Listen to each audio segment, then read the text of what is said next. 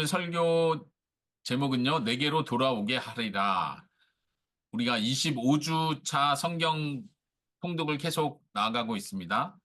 예레미야서를 이번 주 1장부터 30장까지 읽고, 다음 주에는 마지막 예레미야 뒷부분까지 읽고, 예레미야 애가까지 다음 주에는 읽도록 합니다. 그래서 예레미야를 두 번 나눠서 설교를 하게 될 텐데요.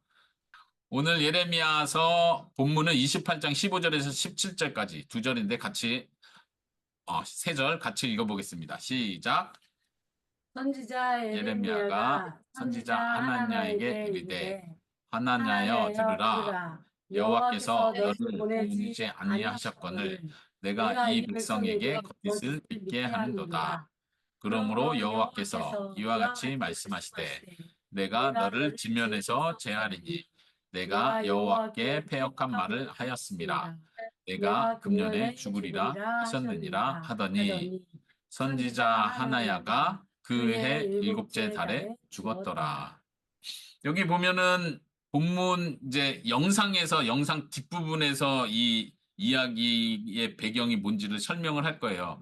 먼저 영상을 본 다음에 아빠가 좀 더 설명을 하겠지만 여기에 하나냐라는 사람은 거짓 선지자예요. 예레미야 선지자는 하나님께서 보내신 하나님의 말씀을 전하는 진짜 선지자였죠. 근데 예레미야는 이제 이스라엘이 하나님께 심판을 받아서 죄가 가득하여 하나님께 심판받아서 바벨론에 의해서 멸망할 것이라고 예레미야는 계속 예언을 했는데 하나냐라는 거짓 선지자는 반대로 얘기하는 거예요. 예레미야가 거짓말을 하고 있다. 하나님께서 우리 이 이스라엘 나라를 사랑하시고 보호하시고 지키시는데 우리가 멸망하지 않는다. 그러면서 도리어 평안이 있을 것이다. 전쟁이 아니라 평안이 있을 것이다. 막 이렇게 진짜 하나님의 계명을 받은 것처럼 막 거짓으로 예언을 했죠. 그랬더니 하나님께서 예레미야 선지자에게 하나냐에게 가서 이렇게 말하라 하고 예레미야에게 말을 주신 거예요. 그래서 예레미야가 지금 말을 하고 있습니다. 하나냐 선지자에게 말하기를 들으라. 여호와께서 너를 보내지 않았는데 너가 이 백성에게 거짓을 믿게 한다. 예레미야가 하나님께 받아서 한 말씀은 뭐였냐면 바벨론에 의해서 심판을 받을 거니까 순순히 바벨론의 포로로 끌려가라라고 명령을 했어요. 근데 하나냐는 말하자면 애국자예요. 유다 민족, 이스라엘을 사랑하는 애국자라서 하나님께서 이 민족을 그렇게 바벨론의 포로로 가게 놔두지 않을 것이다. 그러면서 이스라엘 백성들에게 바벨론에게 항복하면 안 된다. 뭐 이런 하나님의 뜻에 위배되는 주장을 하는 거죠. 그러니까 예레미야 선지자가 거짓 선지자 하나냐에게 말하기를 너가 이 백성에게 거짓을 믿게 하고 있다.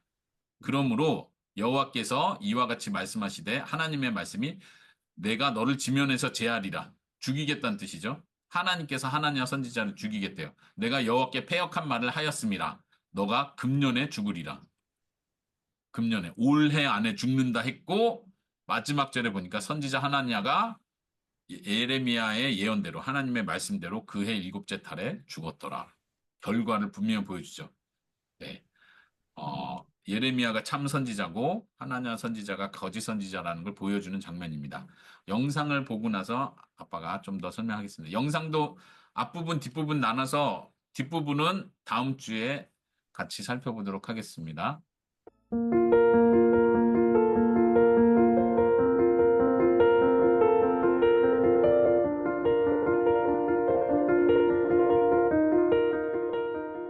이번 영상은 리딩 지저스 4권의 두 번째 수업으로 예레미야를 공부할 것입니다. 절망적인 상황에서 예레미야가 전하는 소망의 메시지와 함께 새 언약을 통해 베푸시는 하나님의 주권적인 은혜에 대해 함께 알아보도록 하겠습니다. 예레미야는 유다 왕 요시야 때부터 마지막 왕 시드기야 때까지 멸망하는 왕국의 내리막을 지켜보았습니다. 유다 민족의 음란과 행악이 극에 달하자 하나님께서는 예레미야를 부르셔서 심판의 말씀을 선포하게 하십니다. 예레미야는 시간순이 아닌 주제에 따라 기록된 책으로 이사야처럼 크게 두 부분으로 나누어 볼 수 있습니다. 먼저 1장부터 25장까지의 전반부는 심판을 주제로 다루고 있고 26장부터 52장까지의 후반부는 장래의 희망에 초점을 맞추고 있습니다. 특별히 예레미야에는 새 언약이 등장합니다. 하나님께서는 옛 언약인 시내산 언약을 깨뜨린 이스라엘을 떠나지 않으시고 새로운 약속을 주십니다. 그리고 이 새 언약을 통해 이스라엘과의 관계를 회복하고자 하십니다.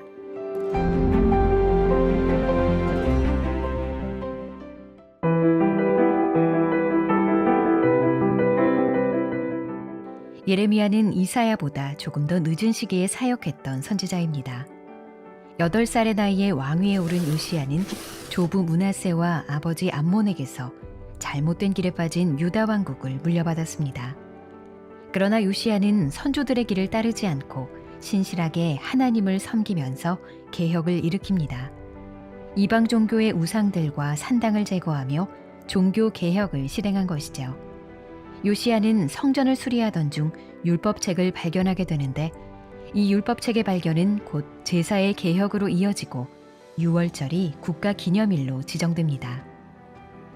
개혁을 단행하며 유다를 이끌었던 요시야는 애굽 왕과의 전투 중에 죽게 됩니다. 그 뒤를 이어 여호아하스가 왕이 되지만 그도 애굽에 의해 폐위당하고 말죠. 애굽은 여호야김을 왕으로 세우고 그에 따라 요시야가 이뤄낸 개혁은 모두 무너집니다. 여호야김 이후 즉위한 여호야기는 바벨론으로 추방당하고 마지막 왕으로 세워진 시드기야마저 바벨론으로 끌려가게 됩니다. 예레미야는 이 끔찍한 일들을 모두 지켜보는 가운데 눈물로 사역했던 선지자였습니다.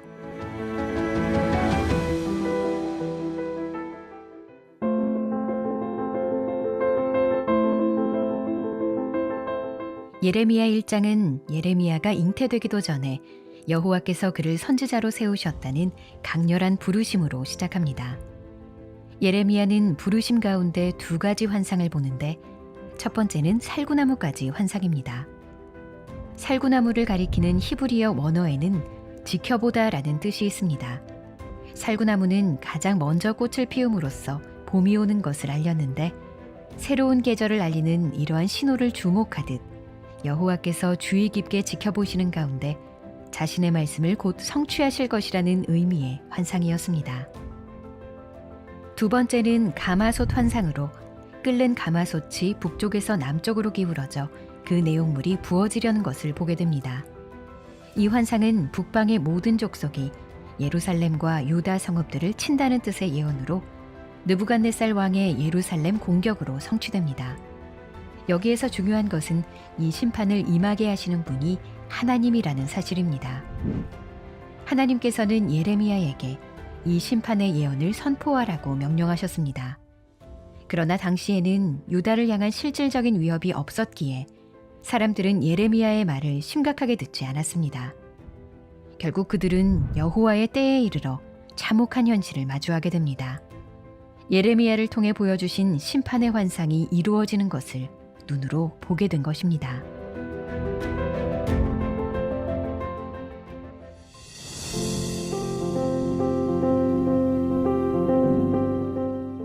예레미야는 여러 거짓 선지자들을 만났는데 그 가운데 하나냐라는 자가 있었습니다. 예레미야와 하나냐는 서로 다른 예언을 합니다. 예레미야는 유다와 주변 나라들이 곧 바벨론을 섬기게 될 것이라고 예언하며 유다 왕 시드기야에게도 바벨론에 저항하지 말라고 말합니다. 예레미야는 하나님의 메시지를 상징적으로 보여주기 위해 직접 자기 목에 멍에를 메었죠. 반면 하나냐는 하나님이 바벨론 왕의 멍에를 꺾을 것이라고 거짓 예언하며 예레미야와 대치합니다. 그러나 그의 예언은 하나님으로부터 온 것이 아니었습니다. 예레미야는 듣기 좋은 희망의 예언만 하지 않았습니다. 심판과 절망의 예언도 하나님께서 주시는 그대로 선포했습니다. 원망과 비난을 받으면서도 참된 선지자로서 성실하게 사역을 수행했던 것입니다. 네, 여기까지입니다. 다음 시간에 이어서 계속 보도록 하겠습니다. 오늘 본문에 대한 이야기가 영상에서 설명이 됐죠. 거짓 선지자 하나냐에 대한 이야기를 우리가 본문으로 삼았는데 오늘 설교의 소제목은 거짓 선지자, 이런 제목으로 생각해 볼 수 있습니다. 자, 하나냐 선지자는 아까 제가 잠깐 설명한 것처럼 하나님께서 이스라엘 나라를 버리지 않고 바벨론의 심판을 받지 않을 거라는 예언을 한 사람이었고 예레미야 선지자는 꾸준히 하나님의 심판이 있을 것이니까 나중에 되면은 그 바벨론에게 항복하고 맞서 싸우지 마라 이런 예언을 계속 하게 되니까 이스라엘의 유다의 왕으로부터 시작해서 이스라엘 백성들, 지도자들이 예레미야 선지자를 다 싫어하게 돼요. 실제로 이제 예레미야서를 보게 되면은 아까 영상에서도 잠깐 설명했지만 예레미야서 자체가 시간 순서대로 쓰여진 책이 아니에요. 다시 말하면 그건 뭘 보여주냐면 예레미야가 선지 활동을 하면서 오늘 1월 달에 예언했던 내용 쓰고 한 달 뒤에 2월 달에 예언한 내용 이렇게 시간 순서대로 계속 자기가 책을 쓰듯이 쓴 게 아니라 하나님께서 중간에 예레미야서 36장에 보면 하나님께서 너가 지금 예언한 내용을 다 글로 남겨라라고 명령한 때가 있어요. 그래서 그때부터 글을 쓰기 시작하는데 예레미야 선지자는 왕들로부터 해서 유다 지도자들에게 계속 핍박을 받기 때문에 도망 다니면서 편지를 쓰게 됩니다. 때로는 왕궁 감옥에 갇히기도 하고 핍박을 많이 받기도 하고 도망쳐야 되는 신세가 되기도 하고 그래서 실제로 예레미야서 자체가 시간 순서대로 이렇게 정렬된 게 아니라 그때 당시는 이게 두루마리에 글을 쓰잖아요. 혹은 돌판에다 판서 이런 데다 쓰게 되는데 그런 게 이제 뒤죽박죽 되면서 예레미야서 자체는 이렇게 정렬되게 예쁘게 편집되어 있는 내용이 아니에요. 그런 걸 보면 예레미야가 그 당시에 예언하던 사역이 얼마나 힘들었는지를 우리가 엿볼 수 있습니다. 실제로 남유다가 멸망하기 전부터 멸망한 이후까지 계속 선지 활동을 했던 사람이기 때문에 예레미야는 굉장히 핍박도 많이 받고 어려움을 실제로 몸으로 겪은 사람이었어요. 영상에서도 말한 것처럼 사람들은 예레미야가 한 말을 믿지 않았습니다. 도리어 거짓 선지자가 하는 말을 더 믿고 싶었겠죠. 하나님께서 우리를 자유하게 할 것이다. 해방시키실 것이다. 우리에게 승리를 줄 것이다. 이런 말을 믿고 싶어 했겠죠. 예레미야 선지자를 보면서 우리가 오늘 이번 주에 먼저 생각해야 될 것은 오늘날에도 거짓 선지자가 많다는 사실이에요. 예레미야서와 같은 책을 읽으면서 우리가 받아야 될 분명한 교훈은 바로 오늘날 잘못된 기독교, 잘못된 교회의 가르침을 분별할 수 있는 눈이 있어야 된다는 교훈을 우리는 받아야 됩니다. 오늘 이 본문이 그것을 보여주고 있습니다. 한번 다른 구절을 볼까요? 이거는 이제 지난주 이사야서 내용인데 30장에 이런 내용이 있었어요. 기억나는지 한번 보십시오. 제가 읽어볼게요. 대저 이는 패역한 백성이요 거짓말하는 자식들이요 여호와의 법을 듣기를 싫어하는 자식들이라. 이스라엘 백성을 향해서 이사야 선지자가 하는 말이에요. 그들이 선견자들에게 이르기를 선견하지 말라. 선지자들에게 이르기를 우리에게 바른 것을 보이지 말라. 우리에게 부드러운 말을 하라. 거짓된 것을 보이라. 너희는 바른 길을 버리며 첩경에서 돌이키라. 이스라엘의 거룩하신 일을 우리 앞에서 떠나시게 하라 하는도다. 이스라엘 백성들을 고발하면서 하는 말이에요. 이스라엘 백성 너희는 패역하고 하나님 말씀을 듣기 싫어한다. 너네는 도리어 선지자들, 선견자들에게 말하기를 우리에게 바른 것, 여기서 바른 것은 건전한 가르침 이렇게 생각할 수 있어요. 하나님의 건전한 바른 가르침을 우리에게 말하지 마라. 보여주지 마라. 환상으로 말하지 마라. 계시하지 마라. 이런 뜻이에요. 그리고 뭐라고 그래요? 부드러운 말을 하라. 거짓된 것을 차라리 보여줘라. 굉장히 속을 이렇게 드러내 보이는 표현이에요.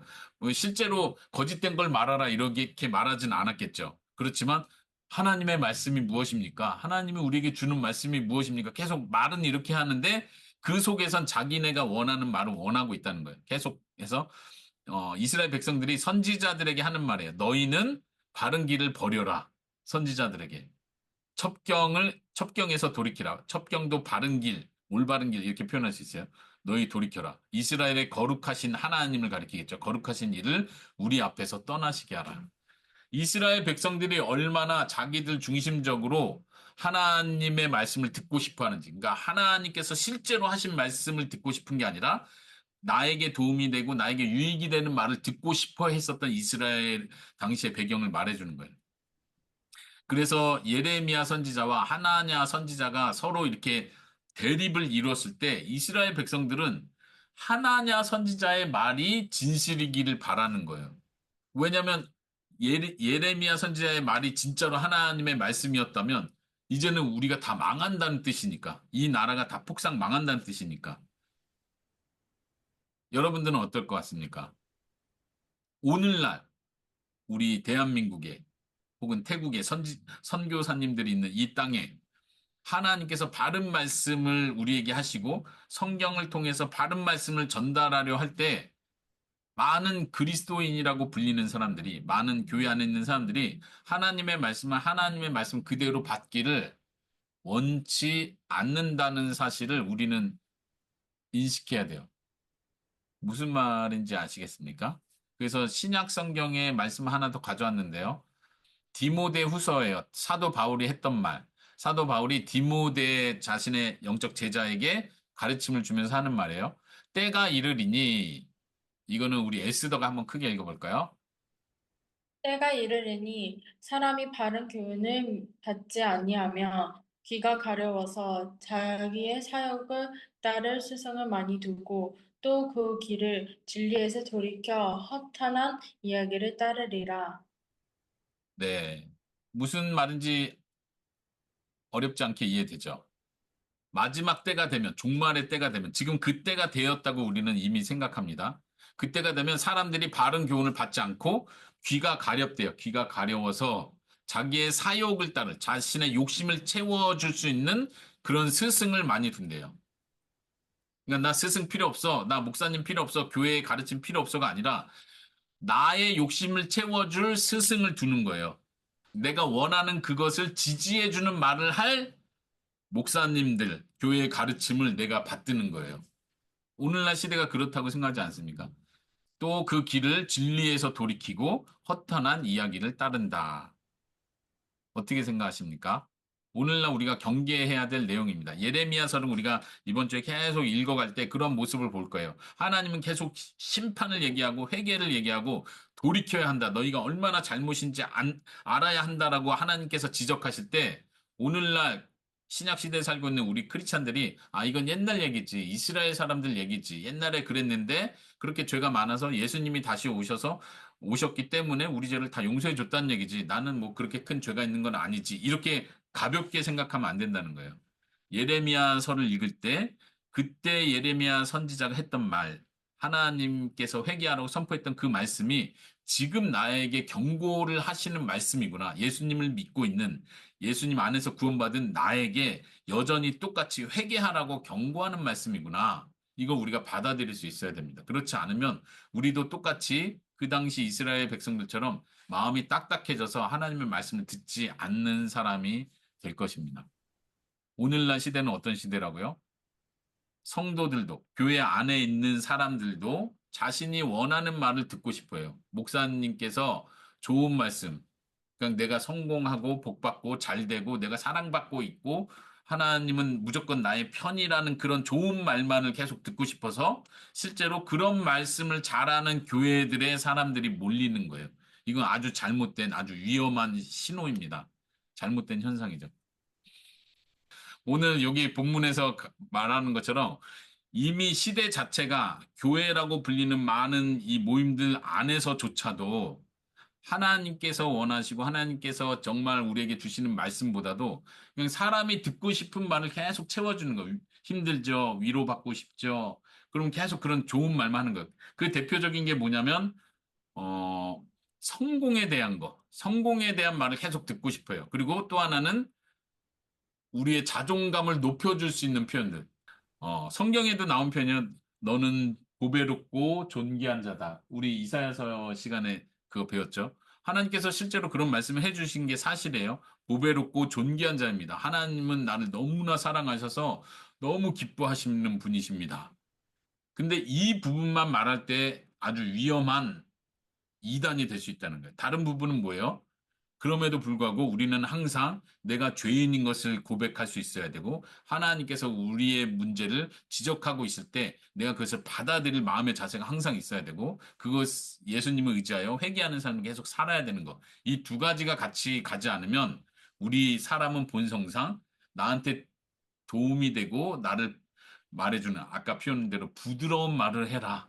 나에게 부드러운 말만 해주세요. 나에게 교회에서 목사님이 회개에 대한 이야기를 하고 우리의 잘못을 지적하는 얘기를 막 하면 나 이 교회 싫어. 이 목사님 싫어. 자꾸 이런 마음이 생기는 거죠. 이런 면에서 우리는 균형을 잡을 수 있어야 됩니다. 예레미야 선지자에 대해서 배웠습니다. 다음 시간에 새 언약과 관련해서 좀 더 이야기를 나눌 텐데 예레미야 선지자를 생각할 때 우리는 예수님을 생각해야 됩니다. 예레미야 선지자는 하나님의 뜻을 받들어서 그대로 말하는 사람이었어요. 가짜 선지자는 하나님의 이름은 말하지만 진짜 하나님의 뜻을 말하는 사람은 아니었죠. 자기의 생각을 말하고 자기 욕심대로 말했죠. 예레미야 선지자는 하나님의 말씀을 그대로 받들어서 어떤 핍박이 있더라도 그대로 하나님의 말씀을 전하는 사람이었어요. 그런 면에서 예레미야 선지자는 예수님을 정말 보여주는 사람이에요. 예수님은 어땠습니까? 사람들이 비난하든 사람들이 어떻게 유혹을 하든 예수님은 하나님께서 주신 말씀을 항상 전하시는 분이었어요. 그러기 때문에 예수님은 실제 사역을 하실 때 항상 핍박을 받는 분이었다는 거 우린 기억해야 돼요. 그렇습니까? 예수님의 사역, 선지자로서의 사역의 활동의 특징은 핍박을 받는 것이에요. 예수님께서 제자들에게 그렇게 말씀하셨어요.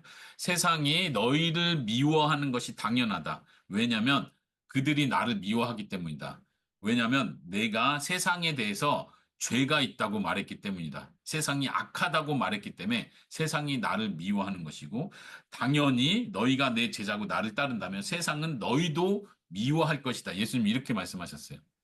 그런 면에서 오늘날 예수님을 따르는 우리들은 세상으로부터 핍박을 받고 미움을 받는 게 당연합니다. 만약 우리가 세상으로부터 우리는 친구야. 세상 사람들이 우리를 너무 좋아해. 우리 교회를 너무 좋아해. 예수님 믿는 사람하고 우린 너무 가깝고 사이가 너무 좋아. 그렇다면 그 교회, 그 성도가 문제 있는 거예요.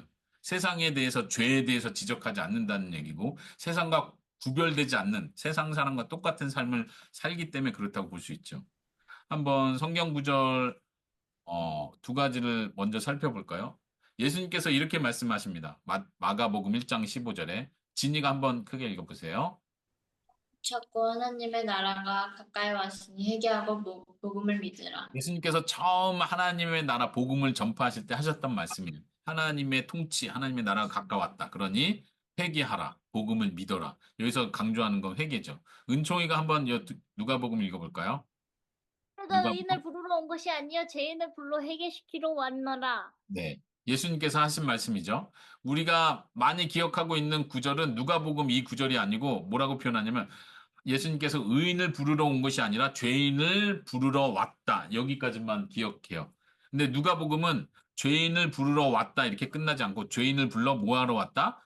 회개시키러 왔다. 이렇게 더 구체적으로 분명하게 표현하고 있습니다. 그러니까 예수님께서 회개를 강조하고 있다는 거예요. 우리가 보통 그런 말 많이 해요. 예수님은 죄인과 세리들의 친구였다.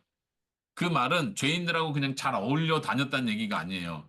예수님을 만난 죄인은 반드시 회개의 자리까지 이르게 됩니다. 참으로 예수님을 인격적으로 믿음으로 만난 사람은 회개의 자리까지 이르렀습니다.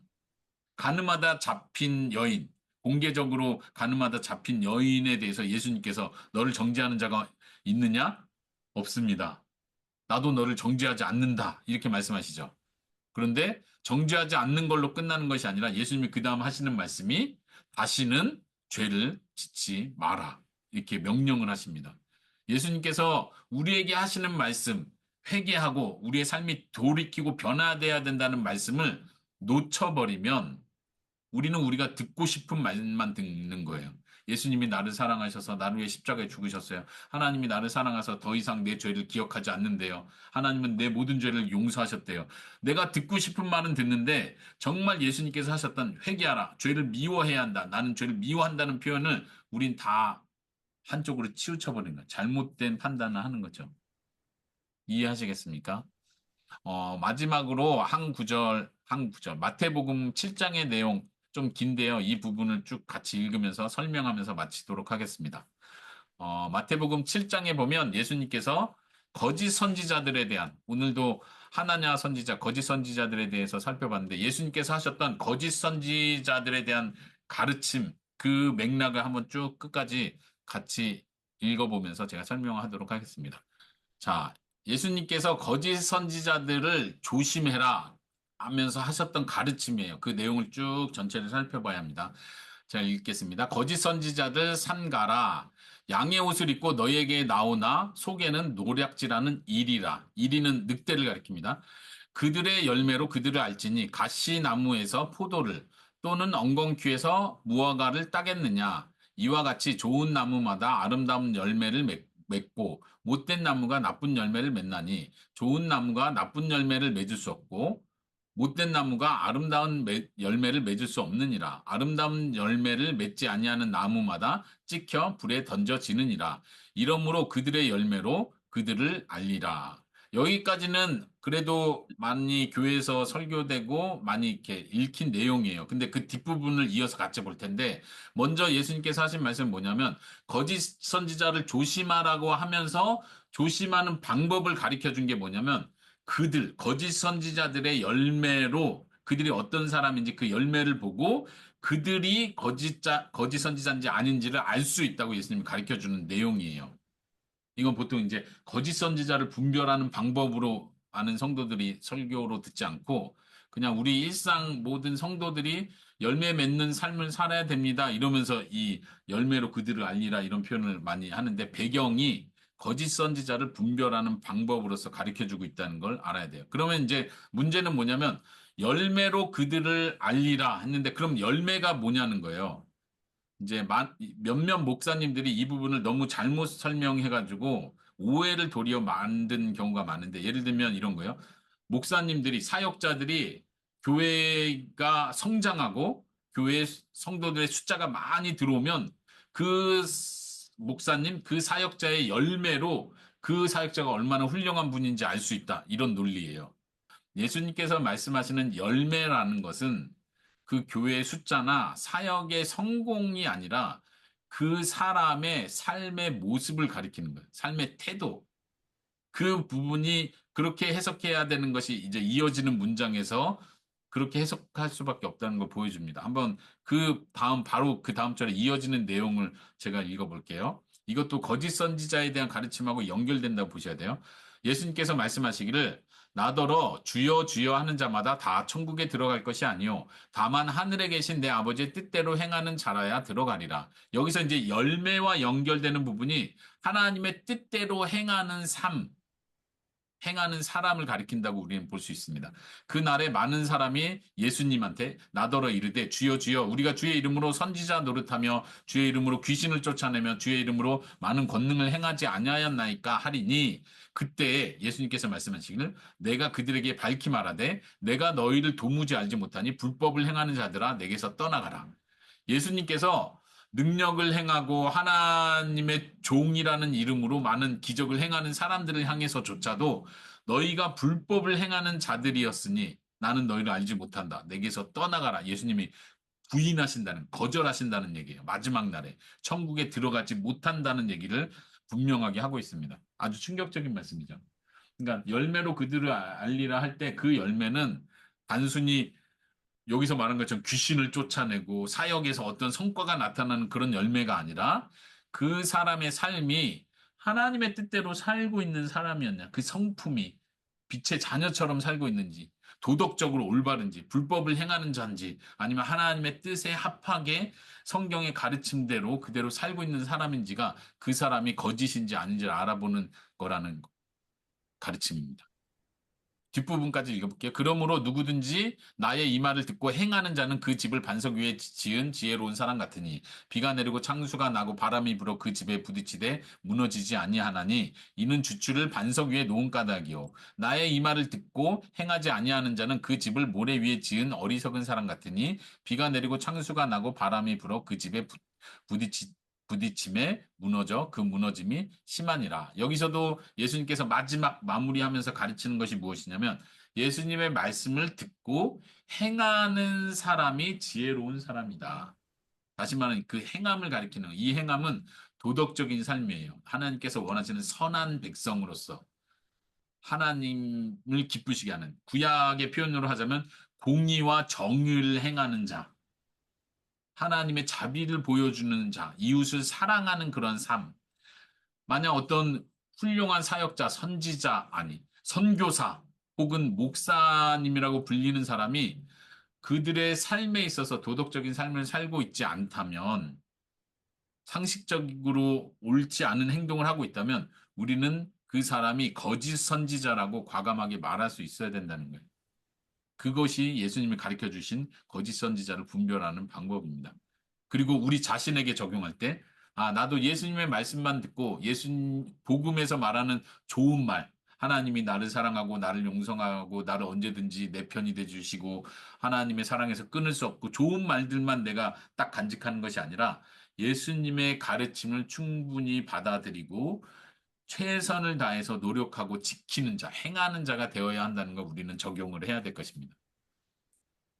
예레미야서를 통해서 우리가 배울 수 있는 건 내가 원하는 말만 듣는 사람이 아니라 내가 때로는 행하기 힘들고 실천하기 힘든 부분이라 할지라도 하나님의 말씀이라면 끝까지 듣고 행하고 따르겠습니다. 이렇게 고백할 수 있는 사람이 되어야 한다는 것입니다. 네, 오늘 말씀을 여기서 마무리하도록 하겠습니다.